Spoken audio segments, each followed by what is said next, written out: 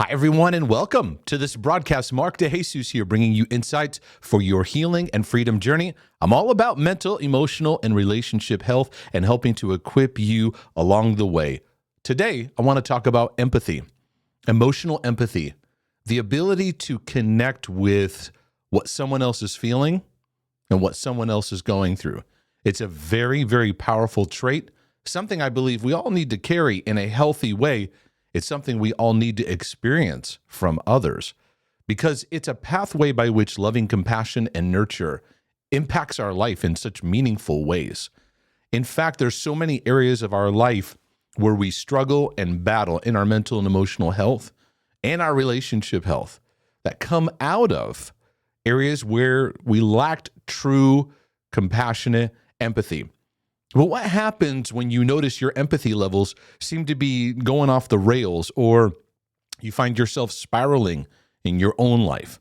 You wonder, where should my empathy be? Maybe you don't feel any empathy, or you watch the news, listen to what other people are going through, and you find yourself hypersensitive to it to the extent that you're spiraling and you're losing your peace. Well, I can relate to many of the questions that are sent in, and one of them I will bring into this discussion here today. So let's dive into this. Let's look at what it looks like to develop a healthy empathy balance. Well, we first got to talk about what it is. Empathy, from a simple context, is the ability to emotionally connect with what someone else is feeling and what someone else is going through. Some people struggle with having this, but they feel burnt out and worn out. There are other people that feel like they don't know what to do to practice empathy because they've not been taught. They've not been equipped in what it means to have empathy for someone. Sometimes people think empathy means you got to solve people's problems, have the most brilliant thing to say, or fix what they're going through. And we skip past the power of what loving compassion and empathy really is. It's the ability to connect to. And many people struggle to have empathy for others because they don't practice empathy in their own inner world. They're very hard on themselves, and so they project that out on their relationships. Many have just not been equipped, so they look and they, in that awkward moment, instead of just trying and learning, we often say nothing and don't do anything.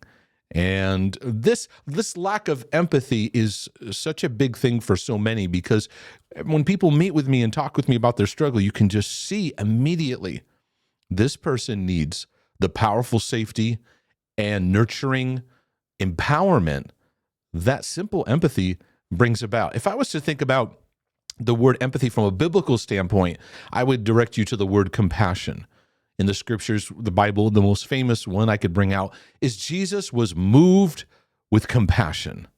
There is an aspect of connecting to love and lovingly looking at what somebody's going through, connecting to that in your own heart.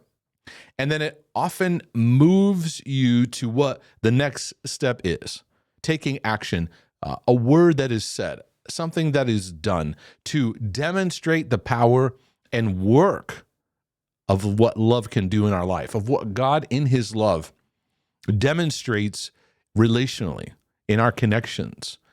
I would say, if I was to look at the whole area of struggle with anxiety, depression, trauma, obsessive compulsive, personality issues, whatever it is, bipolar, whatever you battle with, addictions, first and foremost, there is a disconnect from empathy. This person needs a connection to love, because love empowers the areas of our hearts to be filled with the meaningful nature of who God is, because God designed it that he who is invisible be made visible through human interaction. We are the conduits of expressing that love. And so at the same time, we've also, as humans, been the conduit of a lack of love. Now, many of you in your journey, you realize you have a sensitive heart. And I would say in my journey, that is definitely true.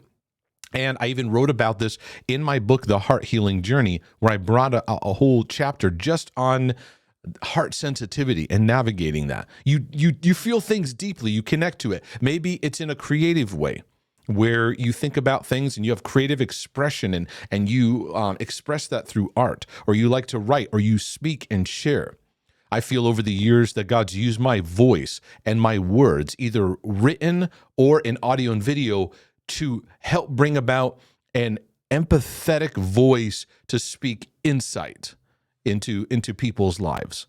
And that comes out of my own sensitivity. I also find that too, because we lack empathy. Many of you that are counselors and therapists or any kind of compassion worker, you're seeing this out there where there's such a lack of empathy, it's really wearing and tearing away at relationships and people's lives. So what happens is, because there's a gap everywhere, the sensitive ones get the extra load of empathy. It's like me and many out there, we carry a load of empathetic situations being brought to us because it wasn't in the house. It wasn't in the church. It wasn't in the relationships. It wasn't in their life. And so now so many are searching for empathy everywhere, right? So those with sensitive hearts can get an overload. And here's what I've seen in my own journey. Because of our own heart healing issues, we can move from sensitivity, which is wonderful, great, and blesses people, to a hypersensitivity. So now we're taking on emotions we don't need to take on. We are spiraling emotionally regarding certain things we see and sense and experience in a way we don't need to. And people's emotional journey take a wear and tear. It's what they're going through then triggers into what we're going through, inflames it in an unproductive way, and now we're spiraling in an extra manner. Do you relate to this? I found that in my own journey, because of my sensitivity and what I've experienced in grace and compassion in my journey with God, I want to give that to others. But what would happen quite often is that when I would look at someone's situation, it would impact me, maybe even to tears, but then I found that it impacted me too deeply. What they experienced and what I heard lingered with me too long.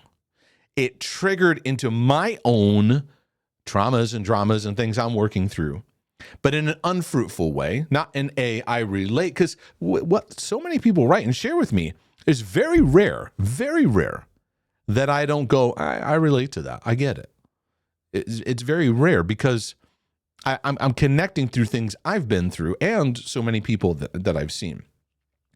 And so I found myself being exhausted, emotionally exhausted, spiraling like in places of despair where stuff that's going on is overwhelming me. Then you tack on the news and what's happening and social media, and it's just like steamrolling. So then in my interaction with therapists or counselors, whether it's therapists I went to or whether it's just people in that kind of work that I'm interacting with, they are taught to have good boundaries. Even healthy coaches are taught to have good boundaries in working with people's lives, right? But I'm just going to be honest with you. There's a lot of it that looks pretty sterile, though. I mean, you got people going through hell, and it's challenging when they're sharing, and you have this like kind of perfectly constructed box of boundary, because empathy is vulnerable. Empathy is something that, and some people may try to fake it, but we can often detect if someone's really empathizing with us.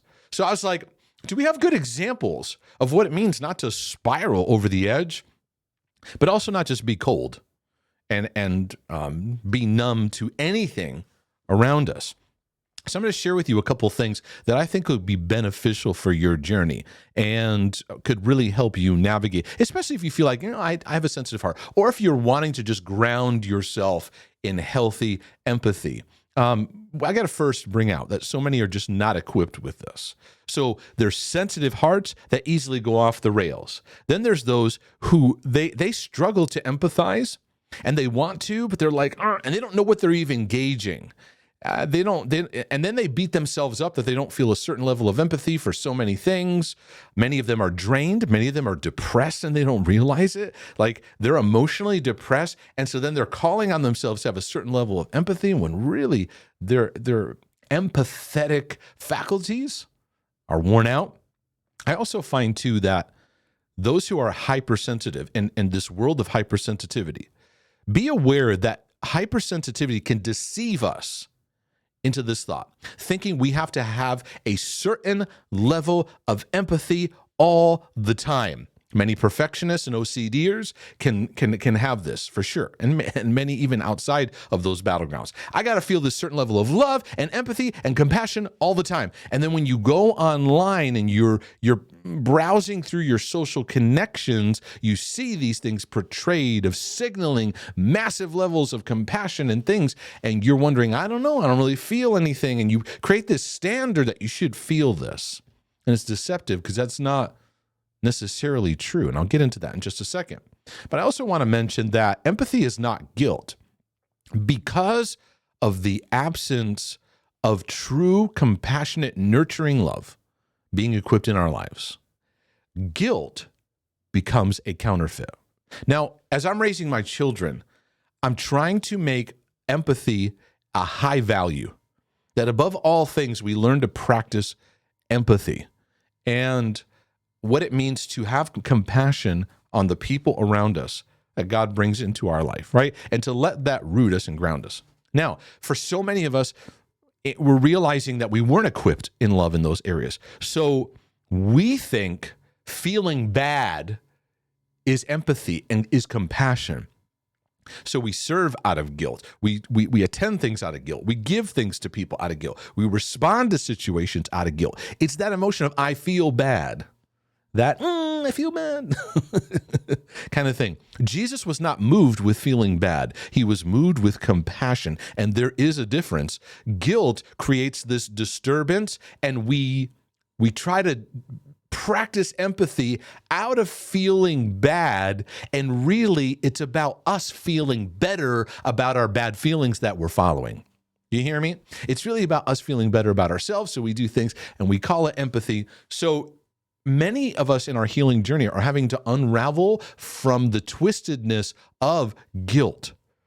It's made us codependent. It's caused us to be compulsive in how we're relating to people, and we're doing good things and just slapping love and empathy on it. And I like to call a timeout and go, how much of this is just really guilt? You just do it if you feel bad. And if we peeled off the guilt, maybe you'd be more free to have an empathy load capacity that is more fruitful, and to pay attention to where empathy needs to flow. Because I believe in my journey that the love and empathy that I carry in my life that is meant for certain situations, certain things to practice in that deep and meaningful way. Otherwise, I can get pulled and exhausted very easily. I have to be aware of priority in my life. So in order to practice healthier, and I'll get to a question in just a moment, we're going to have to realize that empathy has its boundaries. Sometimes we think we should have maximum amount of empathy to cultivate everywhere and at all times. Folks, you are not filled with an endless capacity to feel deep, massive empathy for everything you see, hear, and read. You're not. In fact, really, you were designed to have empathy for those around you. And when I say those around you, I mean literally those around you. I mean your spouse, your children. If you're single, those you're in proximity to. I really believe sometimes we need to get back to the fundamental where Jesus said, love your neighbor as yourself. So just literally, when you step outside your door, to look and go, how can I maintain compassion for my neighbors? Because as the end times increase in our world, the temptation is going to be the love of many growing cold. To look at our neighbor with animosity, to look at our neighbor without a compassionate lens. And Jesus keeping it simple. Have a love relationship, receiving God's love, to see yourself through that love. Love your neighbor out of the love that you're experiencing with God and seeing yourself through. He's not saying, and love the world, the whole world, all at one time and everything that's going on. And we tend to, in our hyper-connected world, feel that we need to have this massive empathy feeling for every situation. So I release you from the guilt of when you're scrolling through your feed and you don't have this massive emotional connection to stuff that's happening all around the world all at the same time. That's not necessarily wrong. There are things that move us in certain world events that can lead you to prayer, that lead you to actively speaking to God over these issues, to believe for change to happen and take place. But really, the sweet spot for the believer's life is right around you. Now, that's not flashy. It's not flashy on social media to broadcast that. Hey, I'm just loving my children today, being there for them. Like, okay, yeah, maybe, but it's more flashy, crowds and things and big and that's impressive and that's amazing.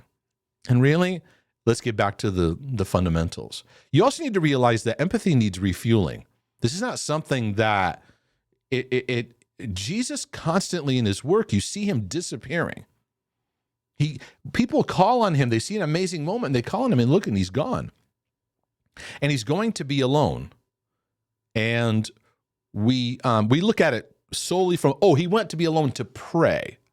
It's not just that. It's to go to be alone to refuel. So you're going to have to learn how to refuel your empathy tank. And a lot of times refueling empathy is not what we think it is. We think, well, as a believer, to fill my empathy tank, I need to go and pray and intercede for hours. I need to do something that looks very spiritual to refuel. Not necessarily. Many times it's doing something that is kind of opposite of empathetic moments. For example, an empathetic moment is sitting, listening to somebody, maybe even crying a tear, hugging them. But refueling may be the opposite, going out and playing outside, getting out in the sun, going for a walk, doing something, laughing, right? We don't see that as feeling empathy, but it does. Being with someone relationally that's not a drain. And many people struggle with that. They don't have that in their life. Someone that they don't have to always be something for. And a lot of people are empathy drainers. They're just drainos. And you have to be aware of them and be aware of having boundaries.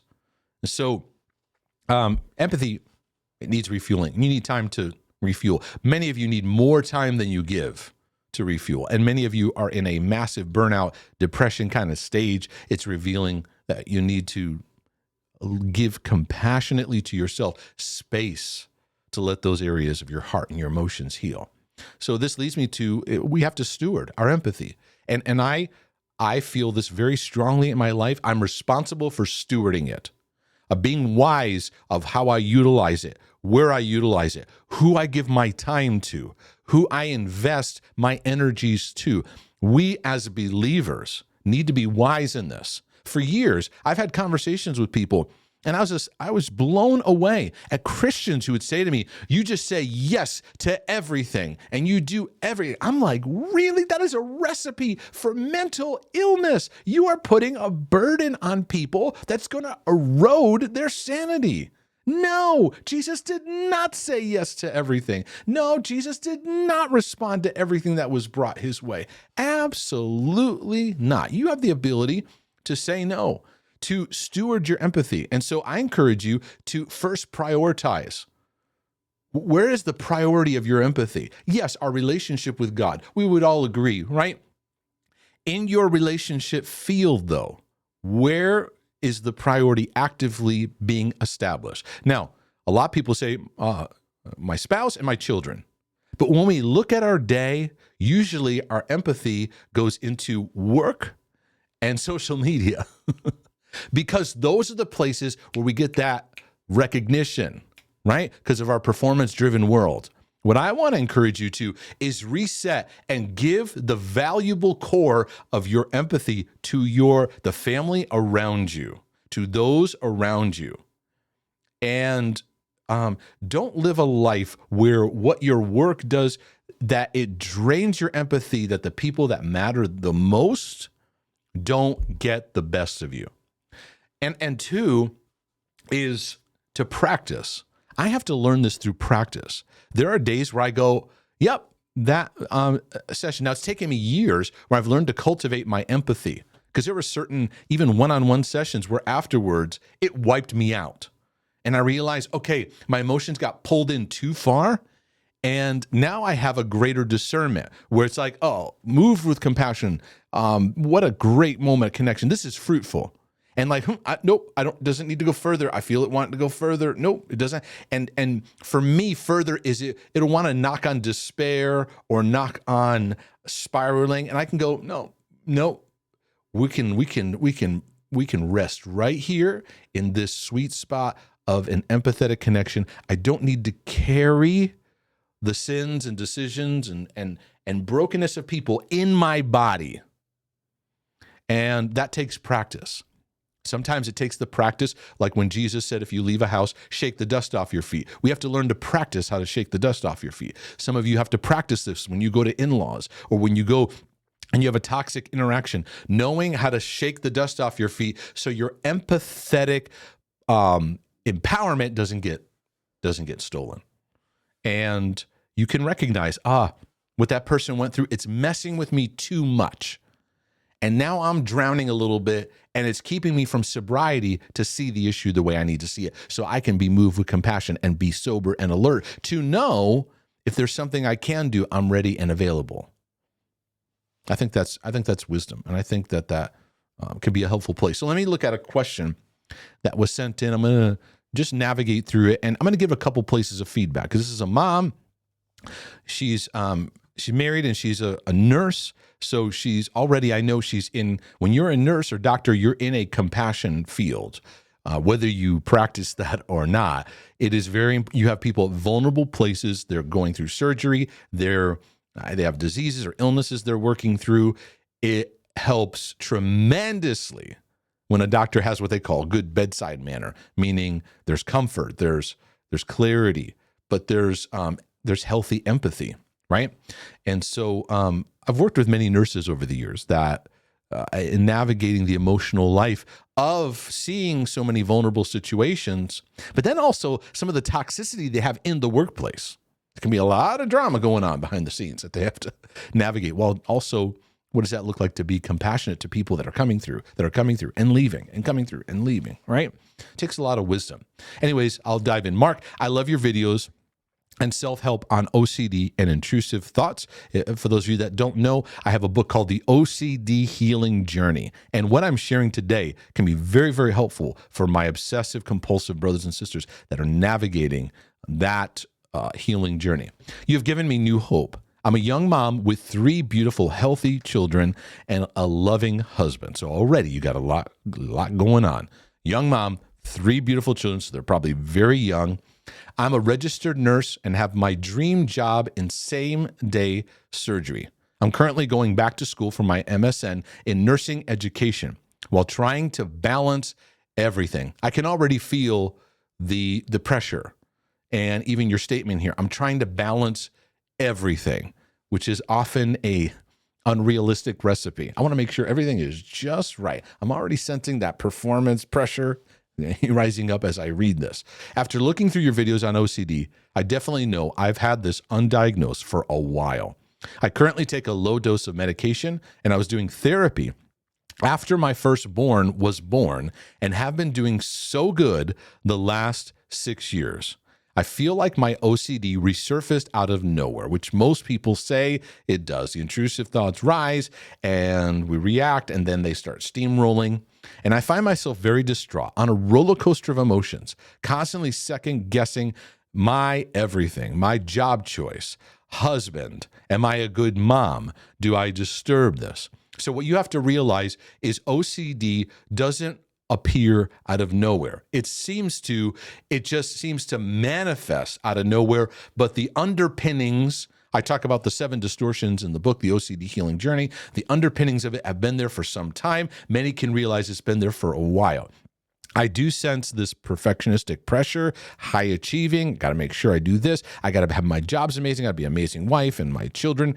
Then these areas are rising up. Now, transitions. Transitions, transitions, transitions. In mental health, we have to always understand transitions because they are sharp turns we are not always prepared for, and OCD and many mental health battles inflame in the sharp turns. They really ignite in those times. And for you, it's like your firstborn happened and it was a tough transition. Now, you went and you got some therapy. It's great. And you're working on yourself. And I think one of the big things you're going to have to work on is being compassionate and kind to yourself. Because I can already see expectation. You got to feel up here and this way and be this all the time. So it's not giving grace for weakness, time and patience to process. So you're on a roller coaster of emotions. It's calling for nurture, need for nurture. And we have to learn to be self-nurturing, to look at ourselves compassionately. And you can get lost in your job and your work and your mothering and get so wrapped up in all the activities, you don't give that space for you to just be. Because you have to remember, brothers and sisters, as children of God, at the end of the day, our identity is we're sons and daughters. Do you give room? And I'm asking this to the person asking the question and to everyone listening. Sister, do you give room for yourself to be a daughter, loved by your Father in heaven, and to let that love replenish your heart and life? I haven't even gotten to your question, but I think I've gotten to what's needed in what you're going to ask here. So you say, I've always been super aware of other people's feelings and love helping others and putting others first.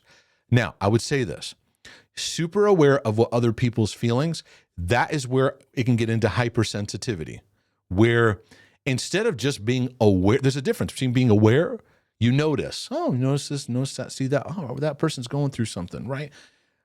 Super aware gets into that hypersensitivity where you walk in and now it's an intense radar on what other people are feeling. That's obsessive, it's perfectionistic, it's too much pressure. So it'll cause you to feel things so intensely. And then many people feel they got to feel this intense emotion in a wonderful way, or it's nothing at all, and then get into all or nothing kind of thinking. Anyways, I am writing to you because I can't seem to get unstuck this round. And this is working through OCD in this way is not about, I'm going to get myself unstuck. It's, I'm going to walk a new journey now. Because there's this pressure that I can read in between the lines. You got to hurry up and get better by yesterday. And why aren't you better by yesterday? And you come under accusation. So, and then you write, anytime I see a horrible thing on the news or Facebook, and I always tell people, guard yourself in what you're taking in. You're not meant to take every bad news of everything that's happening all over the world. And social platforms push those things in because they trigger a heightened response and get you to keep reading or keep looking. And so they keep sending those things in, either way to get you mad or to get you charged up in some way. So you say, I instantly put myself in their shoes. And the thoughts start spiraling like, what if I snap and do that? So number one, it's empathy gone off the rails. You're trying to feel some intense level. It's an obsessive level of needing to feel a certain way. That needs to get grounded. You got to start practicing going, okay, that's not something for me that I have to take on. Because you go into an obsessive, intense level, and then there's this next level of intrusive thoughts. It says, now I feel this incredible feeling. What if that happens to me? So it's very unkind to yourself. You're being very unkind in pushing your emotions to need to go that far down. How do I break this habit and start finding something more positive to fill this gap? It's not necessarily about finding something positive. That's not the antidote for it, because sometimes positivity can be a form of denial. It's like, don't look. Everything's okay. And it's about the situation being put in its place. Not everything on the news, everything that's going on has to spiral you. But you have this, I get this sense that you look out for others and how they're feeling in a use the word super aware. And I wonder, it's just a question, are you neglecting some of the emotions and feelings that you need to process through? because you're such an intense, do the right thing kind of person that you got to make room and space for what's going on in your heart. Well, how are you doing and processing? No, I got to feel this and I got to feel this amazing, right? This is where empathy gets off the rails. I think you need to make some room and space for letting God's love have an impact in your heart and life. I'd recommend my resource, God Loves Me and I Love Myself, because I think it's important to make some space, because loving yourself is not selfish. It's not self-consumed narcissism. None of that. No. It's letting God's love have a meaningful work in your heart and life and how you relate to yourself and your thoughts. And OCDers struggle with their emotions and how to relate to themselves and how to interpret what they're going through. So he said, this has been such a habit for me off and on since this past August. I feel like it's going to be hard to get rid of. It's not about like seeing things that are disturbing. It's not about getting rid of it. We always like, get rid of this, get this feeling. People always write to me, how do I get rid of these thoughts? It's not about getting rid of the whole thing. It's about recalibrating how you see it. So go back to what I said earlier. Prioritize. Where does your empathy need to be given the most? Number one is in your relationship with God and you and your husband. Start there. Start there and connecting at a deeper and meaningful level. Then, what does it look like you as a mom? And with your 3 kids, you're in a season, you got a lot going on. Now I can sense this high pressure. I got to be a nurse, got to be other things. I got to get high level. I'm going to get my training and go to the next level. Okay. Is this the season for that, though? Because that can just take you down a trail of taking more time and more time and more time and energy that you come home drained. I'm just asking. And it's not all or nothing. What does it look like, though, to you being empowered to make the decisions you need to make for your health, for your emotional health, your mental health, and your relationship health? If this video blessed you and you listen to this, man, Mark, this was fruitful for my life and my journey, would you slam that like button, subscribe, and then go to markdejesus.com, join my email newsletter. I'll send you updates on what's going on. I send things to the email newsletter that is only for them. And so you'll be able to be blessed by that. Also consider a one-time donation or become a monthly supporter of the ministry work. It is a blessing to speak into your life and your journey. I am your brother from another mother, and Lord willing, and the creek don't rise, I'll be back with some more insights and tools for your healing and freedom journey. In the meantime, I'm out.